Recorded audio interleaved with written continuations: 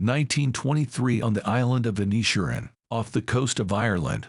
The Irish Civil War is going on. Padraig Suliabayan walks over to the home of his longtime friend Colm Doherty, knocking on the door but finding Colm simply sitting inside, smoking a cigar and ignoring Padraig.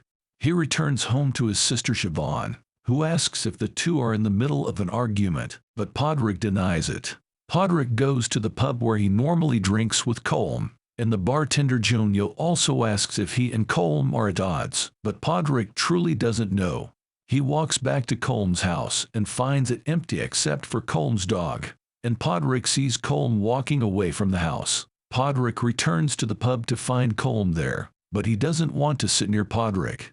Colm goes outside to sit, but Padraig confronts him and asks if it was something he did or said to make Colm angry at him. Colm says that Padraig neither said or did anything, but he simply doesn't like him anymore. As Padraig starts walking away, he is followed by a young man named Dominic Kearney. At night, Siobhan invites an odd local elder woman, Mrs. McCormick, to the house for supper.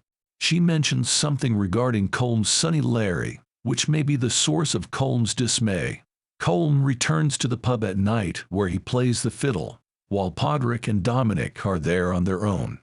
Dominic drunkenly yells at Colm while he is playing a song, but the crowd ignores him and resumes the song.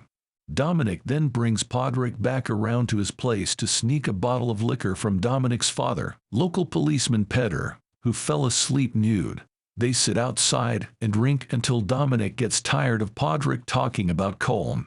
The next morning, Padraig looks at the calendar and realizes the day before was April 1st, so he believes that Colm was playing an April Fool's prank on him. When he tries to meet Colm at the pub again, Colm outright tells Padraig that he wants to stop being his friend because he is dull. Padraig talks about this with Siobhan, who assures him that he is simply a nice guy on island with few nice people. Siobhan attempts to intervene and speak to Colm, but he simply wishes for Padraig to leave him alone, as he feels he is at an age where he only has time for stimulating conversations. Padraig and Siobhan are on their way to church when they see Dominic looking bruised and bloodied.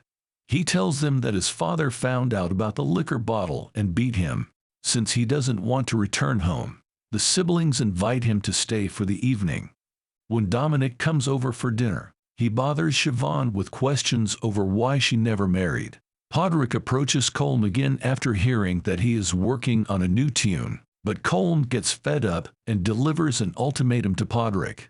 If Padraig continues to pester him, Colm will take his sheep shears and cut off his own fingers from his fiddling hand and bring them to Padraig. Padraig goes to the shop and talks to Mrs. O'Riordan Brittany Neachtain, who complains that there is never any news going on. Peter comes in, and Padraig openly mentions Petar's abuse of Dominic, and also mentions that the boy is with him and Siobhan. Peter goes outside and punches Padraig in the face, then threatens him and Dominic before giving him another punch. Colm witnesses and has enough sympathy to help Padraig steer his carriage back. Padraig begins crying, at which point Colm excuses himself of the carriage to walk back home. At night, Padraig goes to the pub where he gets very drunk and confronts Colm since he is sitting with Peter. Padraig begins hurling insults until Dominic runs to get Siobhan to defuse the situation. After she takes Padraig away, Colm admits that that was the most interesting Padraig has been in a long time. The following day, Padraig finds Colm and his dog by the beach, where he tries to apologize for the drunken tirade, but Colm simply tells him to go away and is angry that he continues to disobey his request for distance. Later at home, Padraig and Siobhan overhear a loud thump at the door. Padraig sees Colm walking away. He looks outside and sees Colm's severed index finger lying on the ground. Padraig brings it into a horrified Siobhan, and he leaves it in a box. Siobhan takes the box and goes looking for Colm, asking what it will take for this whole feud to end, and Colm simply says he wants Padraig's silence. During the evening, Padraig is walking alone along the road when he spots Mrs. McCormick and hides from her. She sees him anyway and warns him that she foretells there will be a death, maybe two, on the island before the month is up. Siobhan goes to the shop where she has a run-in with Peter, who tells her to send Dominic back to his house. After an argument, Petter tells Siobhan that nobody likes her because of how she is. This causes her to cry in bed at night. At the pub, Podrick sees Colm with a young aspiring musician, Declan. On his way back home, Podrick offers Declan a lift and tells him a lie about how his father was hit by a bread van, which is apparently the same way Declan's mother died. In an effort to get Declan to leave the island, Dominic goes by the water to find Siobhan. He makes an awkward attempt to ask her to be in a relationship with him, but she gently turns him down, which leaves him disappointed. Podrick comes across Colm in his house again.